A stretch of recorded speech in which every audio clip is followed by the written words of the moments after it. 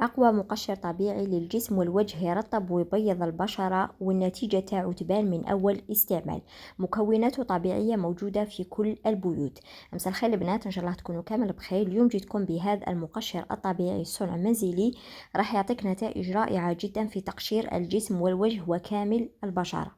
بالنسبة للمكونات تاع هذا المقشر نحتاجو 2 ملاعق سكر مع ملعقة تاع القهوة، وراح نضيفوا عليهم 3 ملاعق زيت الزيتون. يعني مكونات موجودة في كل البيوت. هذا المقشر تستعمليه كي تدخليه للاستحمام، تدهنيه على كامل الجسم تاعك، وتقدري تستعمليه للوجه فقط. ديريه لمدة 5 دقائق ومن بعد تبداي تقشريه بحركات دائرية. وهذا المقشر مغذي للبشرة، كما نعرفوا زيت الزيتون أفضل مرطب ومغذي للبشرة. القهوة والسكر راحين يساعدوك هذوك الحبيبات في تقشير البشرة، وراح يعطي لك ريحة شابة. يعني ريحة القهوة راح تبقى في الجسم تاعك.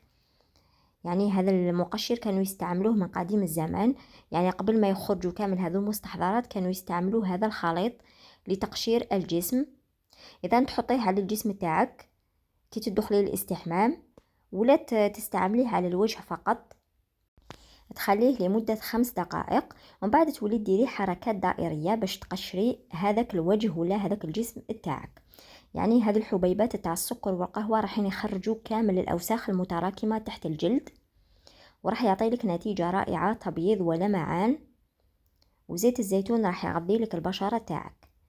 يعني بعد ما ديري هذو الحركات الدائرية مساج لمدة 10 دقائق حتى ربع ساعة، تغسلي وجهك بالماء والصابون.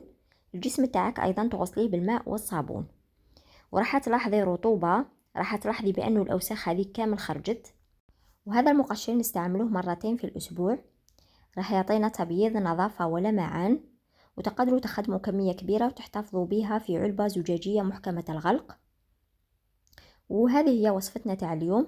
للمزيد من الوصفات الطبيعية اشتركوا في قناتي واضغطوا على زر الإعجاب باش توصلكم فيديوهاتي، وإلى اللقاء.